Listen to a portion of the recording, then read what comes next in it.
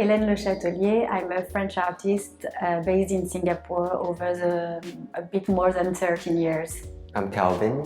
I am an art therapist and also an artist. I'm based in Singapore, also born here. So, Missing Part, The Sound of Silence is an exhibition that hopes to shed light on resilience as one of our human commonalities. We hope to convey the idea of lightness and on how we are all equipped to be resilient and to transform any content we go through in life into something more real and more joyful as well. And we hoped also to talk about how any person who cross our lives at some point leave a trace within us. No matter if they are not here anymore, they continue to live through us, through our memory. And that's also one part of the exhibition that is important to both of us.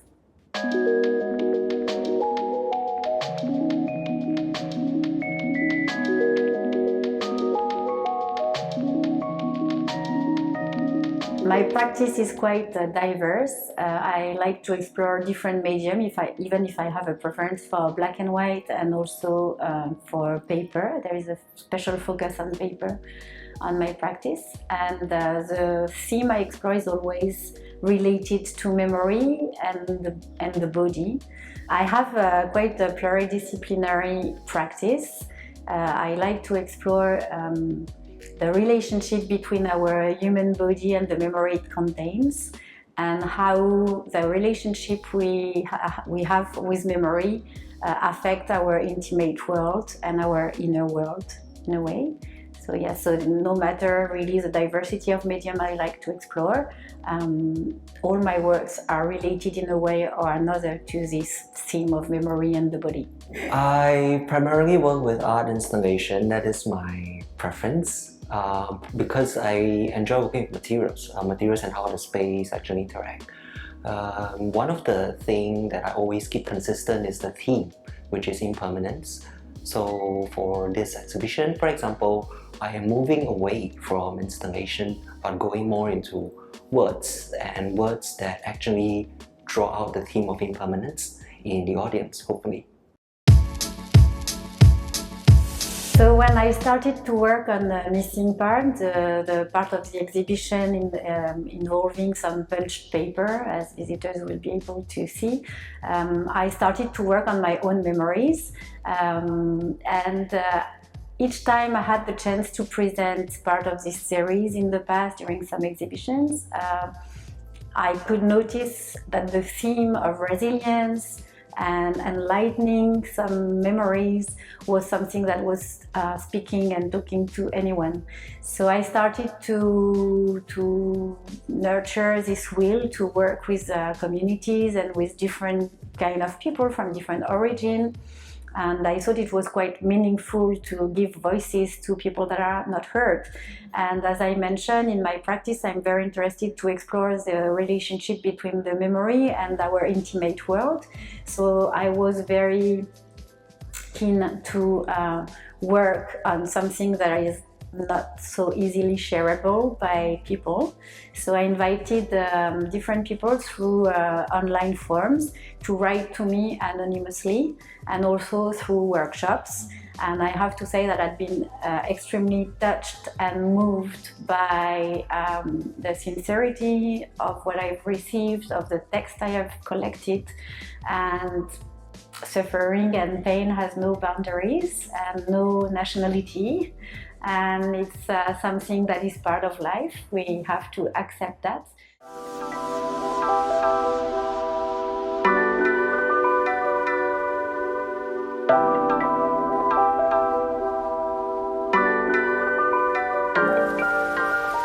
I think it's actually a build-up on the collaboration that we have about this gathering of stories, because when I start to see stories in a language that I don't understand, it kind of challenges me to really think about the universality of suffering, of memories, about how we have this shared experience as people, as humans, and what it means for me. So it's actually quite intentional that I'm putting a Chinese piece of work because it's something that has always been close to my heart but never really publicly seen in this manner. So I think that's also a way of giving myself the permission that this work, this project has given other people the same permission. So I wanted to use it for my own to actually present a part of what is vulnerable and heavy for me, in the hopes that this will give the audience that's coming for this show the same permission to question about theirs. So ideally it's like a cycle. So this project that we started out give people permission to really unload and talk about what's important to them, to actually allow the art to lighten it. And hopefully that as it lightens my load, that audience that comes here will actually give themselves the permission to go off somewhat lighter. Yeah, I like to think it that way. Like the art gallery actually, it's a catalyst for this dynamic to happen.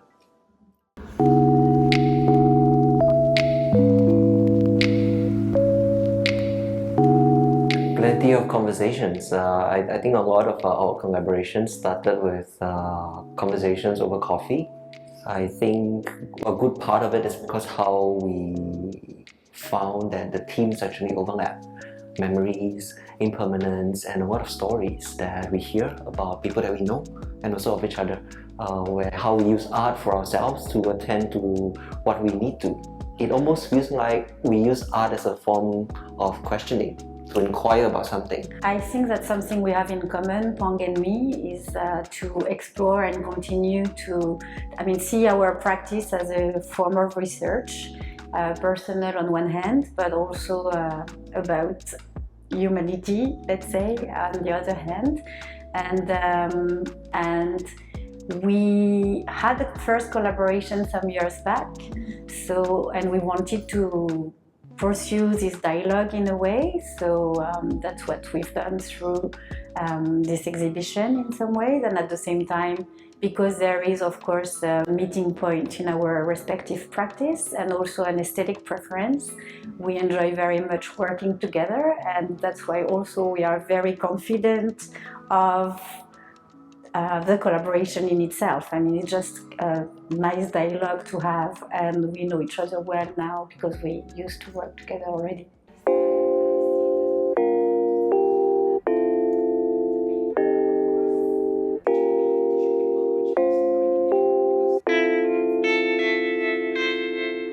For me, I do hope that when they come here, they will find some level of rest.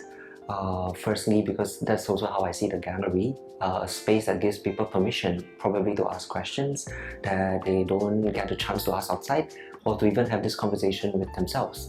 And hopefully I do feel that because of the nature of this series of work that we're presenting, it gives them the permission to actually revisit things that they might neglect, and also to hopefully allow them to realize that everyone carries a certain amount of weight inside them, and when we come together as humans, as people, and how through art in a space like that, they can actually feel normalized. Whatever they're going through, that there is a way, or everybody have a way of lightening memories, lightening their burdens, and when it comes together, it can actually be beautiful. Yeah, on my side, as I said, the idea was very to highlight resilience as one of our commonalities. In this exhibition, as visitors will be able to see, there are a lot of handwritten text which had been collected from various communities in Singapore, and I think we hope that people will live with this idea of serenity, with a feeling of something very ideal, very light, despite the fact that all those texts that had been handwritten can be a bit heavy. The idea was very much to highlight this idea of resilience and lightness, and how every human has the ability to transform any content and anything in something lighter than it used to be.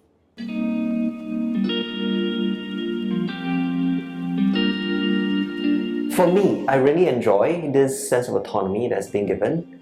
I was reflecting upon some of the shows that I have visited here in this very space, and also seeing it against ours about how diverse.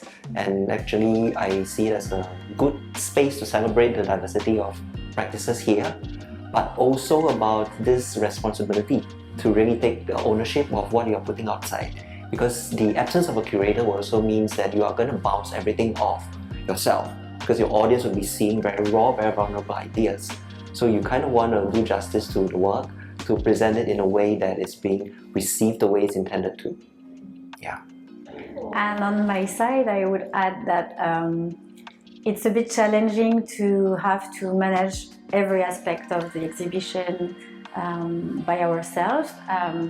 I have to say that it's the second time I had the chance to participate in the Hearth program, and I'm very grateful for that, because it's at the same time, even if it's challenging, it's also a tremendous opportunity and also a very fruitful way of working, in the way also that you can really deploy and convey the idea and bring to the audience the show you really envision when you start working on a project like that. So that's really great.